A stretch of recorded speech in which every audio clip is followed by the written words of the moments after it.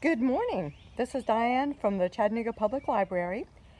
I did a short little video about snakes when my yard snake showed up. And now I'd like to talk about some other helpers in the garden. Probably not ginger here. But if you want success with plants, then we need the help of pollinators and other little creatures that just sort of keep a balance in your yard. Lizards, birds, some insects really aren't bad.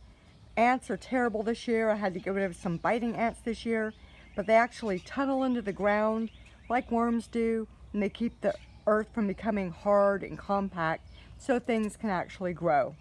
So we want to help the little creatures that help us. I love to collect these old bird bath stands or the bottoms. Made a top for this one. Birds need water. If you don't put out bird seed, if you don't put out lizard food or anything like that, the best possible thing that you can do for all these little creatures is to make sure they have a drink. We have someone who's a bird expert in our local history department, Jennifer, and she's given me so much good information over the years. My dad's a real birder, well, was. Birds need to be clean in order to be able to fly. So it's really important for them to be able to get a drink, but they also have to have clean feathers or they can't fly properly. With a bird bath, you don't want it to be very deep. It can be pretty shallow. This is not even 2 inches deep on the far side. Yeah, it has some tree stuff that needs to be cleaned out. I put a ball in the top and it sort of slopes, so that way a bird can get in, get a drink, splash around, clean up, and the water's not going to be too deep for them. Yes, you do have to keep the water clean and check it every day. In the winter, they make warmers that you can put in your bird bath so the water won't freeze, or you can just do what I do and go out and pick the ice off and throw it in the yard somewhere and put fresh water in. If you're at home working, that works well. If you're gone, maybe it's a good investment to get one of those little warmers. So we want our birds to have water. I have a couple of other bird baths around. You can't have too many, I don't think. They love water. That will draw them to your place. Encourage them to eat bugs off of your garden, plants and your flowers and things like that. And they also do a little bit of fertilizing. I've got another little bird bath that's just on the ground. This is basically just some hypertufa that I formed in a box or a tub. Has a hole in it that I keep filled with water.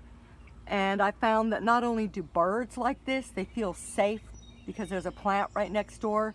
Of course, you have to watch out for cats like Ginger as well, but also other little creatures, snakes, lizards, wasps, all those little creatures like to take a drink from your little bird bath, especially if it's on the ground.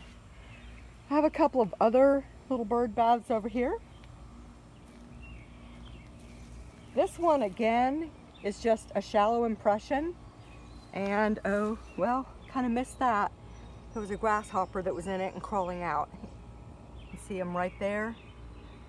That's the whole purpose for the shallow ones that you fill with pebbles or marbles.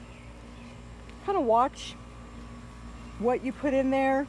If it's in a place that gets some shade, it really doesn't matter so much. I have to stop here. This is a beautyberry bush, pruned properly this year, so it's nice and rounded, but still has its wonderful shape. This has cute little flowers on it. It will have berries that are amethyst. They're a jewel amethyst color. They're so beautiful. And I was really disappointed because no one seemed to be eating them. Well, they wait until they're dried up and they turn into what they call the raisins of the berries, and then the birds eat them. So they're supposed to be good for bath and body things. And I also tried to make some kind of syrup or something with them. Found it to be really bland. I wasn't impressed at all. It's a beautiful bush, and I'm super happy to let the wildlife eat the berries. So right over in here, I have another couple of bird baths. This is my lizard bath. There's sort of a strange cracked place by the back door at the bottom of the steps. And I see lizards come out of there all the time, so I've not repaired that crack ever. I have a lot of 5-gallon buckets. You probably saw one as I walked by. They're ugly and awful, but I use them to mix up concrete. I use them for all sorts of garden things. And I was finding when I would leave them out so they would get rainwater, that I would have to rescue lizards sometimes. After I put this little shallow lizard bath over by the crack where I'd seen them emerge, I've not had to rescue another lizard. It's been more than a year and I've had no more lizard casualties. This is another, just basically not a very deep bowl, but if you're a wasp or a bee or some other kind of beneficial insect, that's too deep. So I've got balls made out of cement and hypertufa in here. Again, you can put marbles, pebbles, whatever you want in there, just so they can have some way to escape from the water. They can get on these big balls and just sort of lean over and get a drink. Another really good thing is butterflies. They do like to drink, but the way they like to drink is from the side of a puddle. If you ever watch them, there's a puddle. Sounds a little disgusting too, but for nutrients, they're like roadkill. You can also make a butterfly bath by getting some kind of a shallow dish like this, mixing a little bit of manure with sand and keeping it damp. Sounds kind of gross to those beautiful ephemeral creatures, but that's what they like. They're looking for nutrients.